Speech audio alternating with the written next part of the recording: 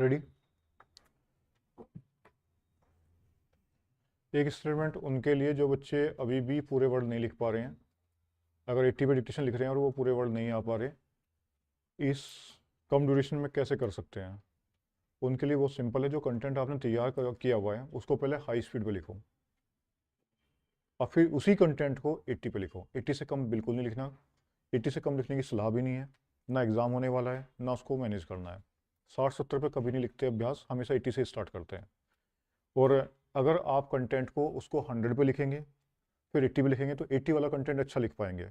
ऐसे ही उन बच्चों के लिए जो 100 पे वर्ड को छोड़ दे रहे हैं, वो 120 पे लिखो। 120 पे लिखोगे तो आप 100 का जो कंटेंट दोबारा से उसको लिखोगे तो आपको उस 100 कंटेंट अच्छा लिखा जाएगा। इस प्रैक्टिस को डेली 2-3 सेट के साथ कर सकते हो। ये सिर्फ उनके लिए है जो वर्ड पूरे नहीं कर पा रहे हैं।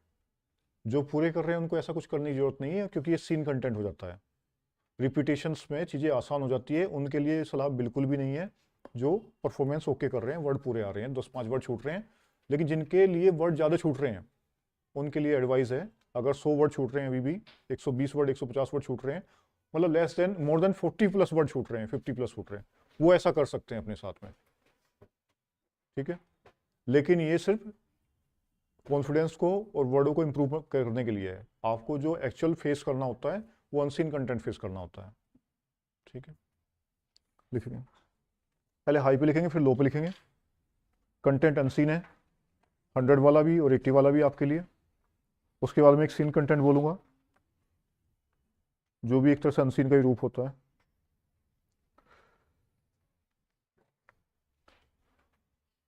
Ready, start it. Now, education is made as a commercial commodity, whereas it should be made as a community-based education. That is the need of the hour. We have to make proper balance so that graduates do not register themselves as an unemployed graduate.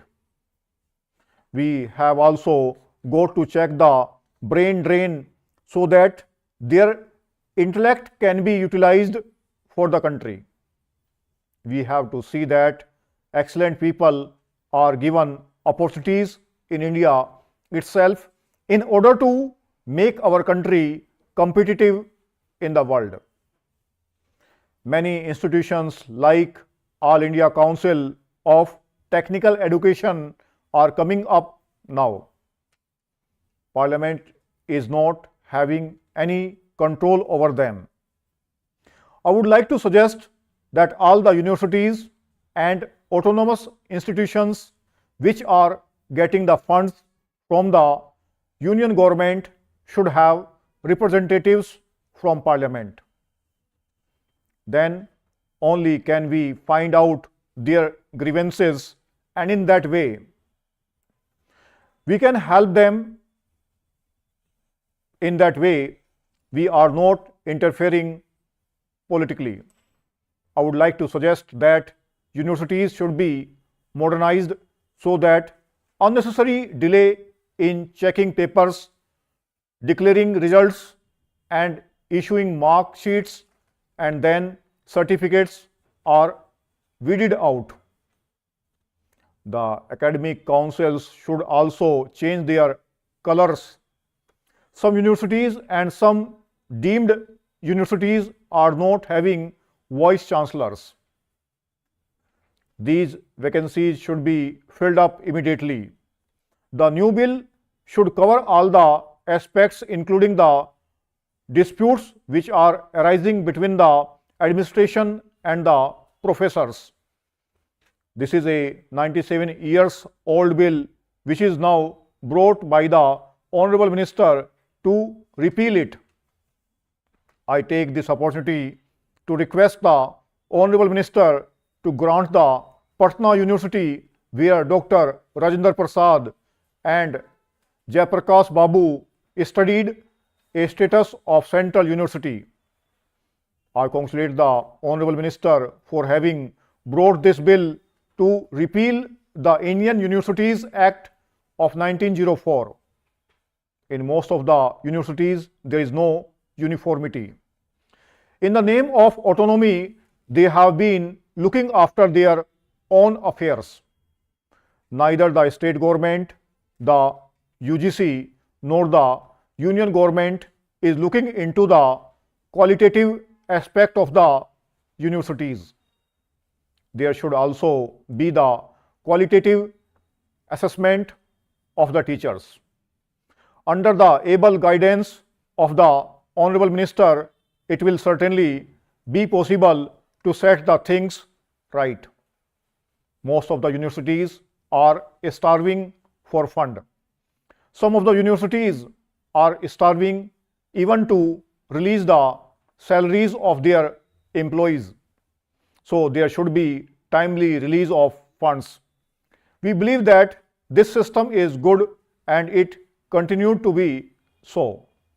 Some of my friends have said that this government is polluting the atmosphere of universities, spreading communalism and implementing hidden agenda. But I want to say that the chairman of all the selection committees constituted to appoint Vice Chancellor are retired Chief Justice of Supreme Court. There could not be more transparency than this. I do not think that such type of transparency was ever adopted by any selection committees, and I can say with certainty that no interference was ever made in the appointments made by us, and I assure you that no interference will ever be made in the appointment of Vice Chancellor until I am in charge of this ministry. We will definitely look into any suggestion if it is for good system, but I firmly believe that there are no criteria in the appointment of Vice Chancellor except sheer merit. It is the President who takes a decision about the constitution of the select committees. We only send the panel. We never intervene in the appointment made by him. Neither the universities nor the UGC decide the syllabi to be followed in the colleges. There has been charges that government is going to privatize education. We never did so. We are following the new education policy that was approved by the House in 1986. We have never decided the syllabi to be followed in the universities. Of course, we have advised them to change the syllabi that are being followed for the last 45-50 years. There should be a review after every 5 years and new things should be introduced. There should be an in-depth study on the quality of education and learning and teaching patterns in the universities. We would request the August House to extend necessary help to the government for the working of the National Accreditation and Assessment Council when members are making so nice submission in this regard.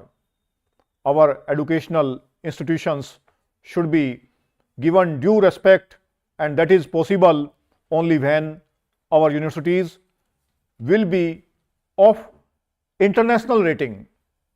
We should consider how to raise the standard of the universities, and we should help them in this regard.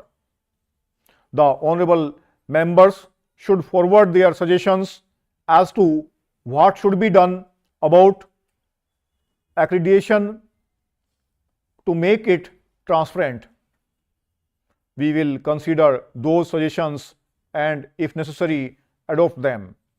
The honorable members should encourage their concerned states to get accreditation done. There are about 250 universities in the country, and a proposal is being made up to set up center of excellence in each university.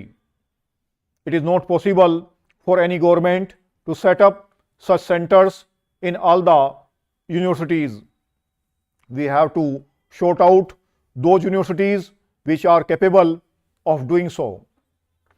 If an officer at a particular level is held up by not giving him protection, there would be an amount of procrastination on his part to take decision, and procrastination may lead to impeding the developmental process. That is why the Joint Committee unanimously decided that the single direction system must stay as a single direction system will give protection to the decision making authorities. When this bill is passed, it would be quite clear that the government wants to protect those who are at the decision making level, but at the same time take action against corrupt officials. But while taking action against corrupt officials, there has to be a certain bit of restraint. I would like to say that it is a welcome bill and should be enacted in the manner in which it has been recommended by the Joint Committee and accepted by the government itself. There is a catena of decisions of Supreme Court that the Supreme Court can compel the Parliament to enact a law. ये आपको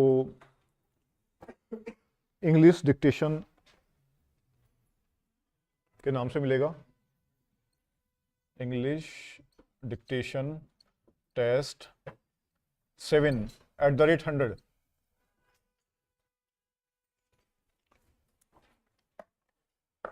eighty पे लिखेंगे.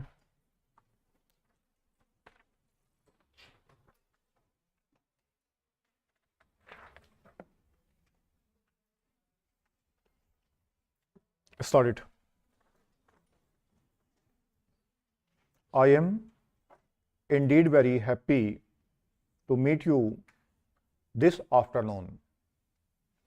I am glad to learn that you have discussed this morning the integrated land colonization scheme, a subject in which I am deeply interested and which I have been propagating for quite some time. At the outset, I would like to congratulate the Ministry of Agriculture and more particularly Dr. M.S. Swaminathan, who has made a thorough study of the scheme and has made it capable of practical implementation. Nothing gives one great satisfaction than to see the fruition of the ideas one has been cherishing for long, and as you may all know, this is an approach that I have been advocating for more than 40 years. I am happy to note that some state governments have earmarked some areas where this experiment could be successfully tried. According to my conception, the land colonization schemes have more than the limited objective of providing employment or improving agriculture, making it modern and scientific. These colonies in my opinion, should become the nucleus of all developmental activities. It is nothing new for Gandhiji, always laid stress on the organization of self-reliant rural communities. Simultaneously with the transformation that we wish to bring about on the agricultural front, our attempt should be to set up a number of agro-based industries and generate a new awareness among the rural population. In this connection, I was gratified to go through the note that Dr. Swaminathan has circulated to the seminar participants on some of the approaches to rural development. I must say he has put my ideas in a nutshell and in a much better manner than I have myself done. I have seen the design drawing that he has circulated, which to my mind will substantially translate my slogan, every acre a posture, every home a factory.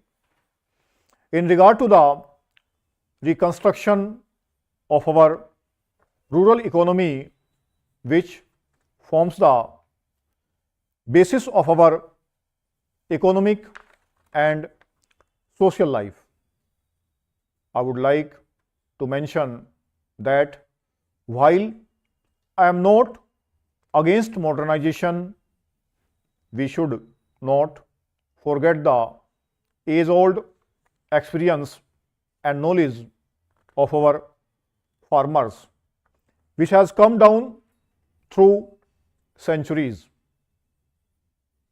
In the name of bringing progress to our rural life, we should not superimpose an urban Western culture which may not have any relevance. Such an attempt at superimposition of an alien culture will not help to achieve rural resurgence. As such, unless and until we build a strong and sure foundation of our rural life, utilizing local talents, material and resources, whatever we try to achieve may not yield the desired results. The energy crisis faced even by advanced countries has opened their eyes to the fragility of the entire system. To us in India, this has a lesson. The shortage of fertilizers and the limited availability of agricultural inputs will act as a serious constraint on our improvement in agricultural production and productivity. While efforts should be made to see that agricultural inputs are adequately available to the farmers, we must see how best we can utilize the urban and rural wastes which can help to meet at any rate a portion of the manure needs of our fields. The research laboratories dealing with the different aspects of agriculture should now make a serious attempt. Note that they are not doing but more intense efforts should be made to carry their experience to the farmers. For example, some years ago, I made a suggestion regarding soil testing. The students in different schools in the rural areas might be asked to bring a sample of soil from their land, which can be tested in the laboratories by the science teachers in the schools, so that proper advice could be given to the farmers through the students who come from the rural stock. I am not an expert. Nevertheless, I feel we should think of simple and easy methods to reach our farmers. The land colonization scheme that I have suggested has not only an economic content but, more important, a social content. It should attempt to design a new life. If these colonies are successfully worked out, they will act as catalysts and will make the individual farmers also come together on a cooperative basis. After all, once the farmers see that some tangible results have been achieved by someone through cooperative efforts, they themselves will be enthused to come together and take advantage of such methods and practices. Of course, many of you are engaged already in different areas, and your success itself is a proof of the increasing awareness among the farmers to take advantage of the modern scientific knowledge available in the country. For the colonies that we want to establish in different states, we should take care to select people who are dedicated and see that real community life is established. For the hurdles we notice today or the agricultural front are not only the dearth of agricultural inputs but the absence of collective community action by people. 80 की speed है और ये आपको test number 7 में @80 के नाम से मिल जाएगा. सीन कंटेंट लिखेंगे.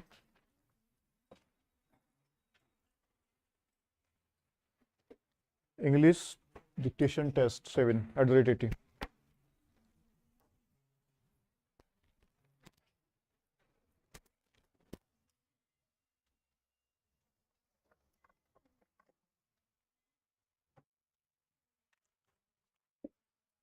Ready?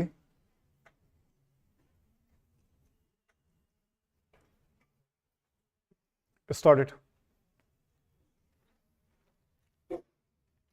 I beg to move for leave to introduce a bill to provide for the establishment of a broadcasting corporation for India to be known as Prasar Bharati, to define its composition, functions and powers, and to provide for matters connected therewith or incidental thereto.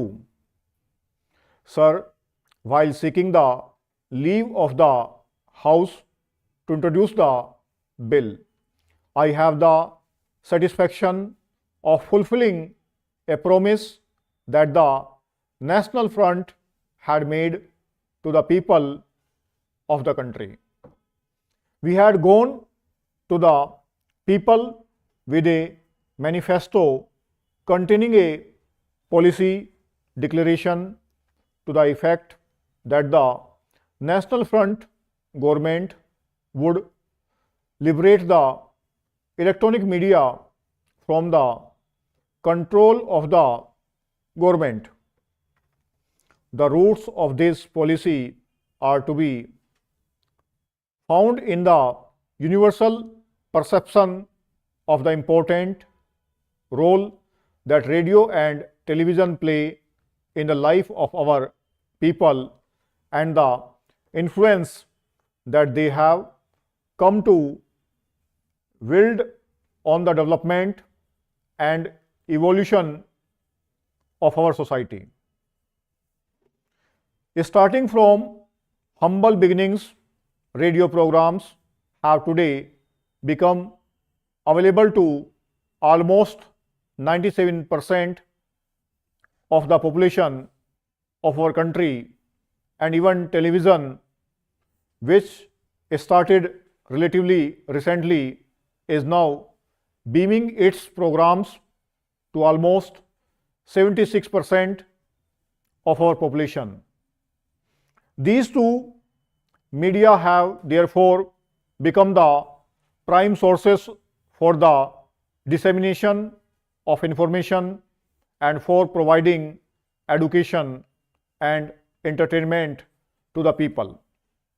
In such a situation, it is essential to zealously guard the inalienable rights of our citizens to a free and unbiased flow of information and their right to be informed about what they wish to know, and not only what others think that they should know.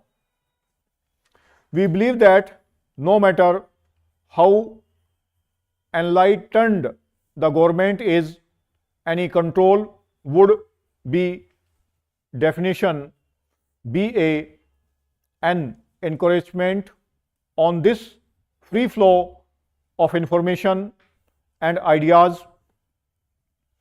In a sense, therefore, the imposition of such control represents the beginning of the destruction of a really free and democratic society to the ideals of which we are firmly committed. We have in the recent past seen the brazen and uninhibited misuse of these two media for narrow partisan purposes, resulting in the total destruction of their credibility, which is and must always remain the most prized asset of any broadcasting system. There have been aberrations in the manner in which news and current affairs programs with political and social content have been presented. The media have too often been manipulated in total violation of the accepted norms. I would like to draw your attention briefly to the background of the bill which I am presenting today and to some of its salient features. The perception that electronic media can function unbiased only when they are autonomous is now new. In our country, however, this perception has sharpened over the time in keeping with the ever-increasing reach of radio and television. In 1994, the government had appointed a committee under Sri A.K. Chanda, which had examined the functioning of AIR, the only electronic medium broadcasting regularly at that time. This committee had recommended the constitution of a separate corporation for Akashvani with freedom to evolve its own methods of recruitment, regulated scales of pay and conditions of service according to its needs, and devise a financial and accounting system appropriate to its creative activities. In 1977, following the trauma of the emergency, one of the major objectives of the Janata government was granting of autonomy to AIR and Doordarshan. A committee had been appointed under the chairmanship of Sri B.G.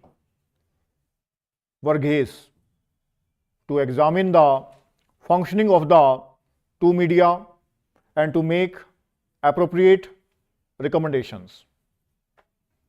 On the basis of their recommendations, a bill called the Prasar Bharati Bill was introduced in the Lok Sabha in 1999. This effort, however, came to naught as the bill lapsed with the dissolution of the Lok Sabha. In the present bill, we are proposing initially only one corporation to be set up with two wings, one for radio and the other for television. There will be a board of governors with 4 full-time governors, namely chairman, executive governor, governor finance and governor personnel. In addition, there will be 6 part-time governors who will be people of eminence in various fields of relevance to the two media. The two directors general of radio and television will report to the executive governor. We have provided for a method of appointment of the chairman and governors, which virtually does away with the government's role in the process. They will be appointed by the President on the recommendations of a committee consisting of the chairman of the Council of States, the chairman of the Press Council of India, and a nominee of the President of India. The independence of the Board of Governors has been further strengthened by providing that the chairman and governors, before the expiry of their terms, can only be removed in the same manner as prescribed for the removal of the chairman and members of the Union Public Service Commission in the Constitution.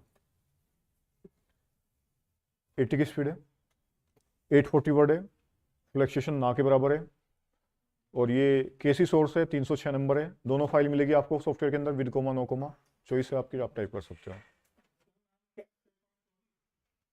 हाँ, नाम की mistake count होगी अगर आप कोई consonant mistakes करते हो, जैसे राम की जगह शाम कर दिया.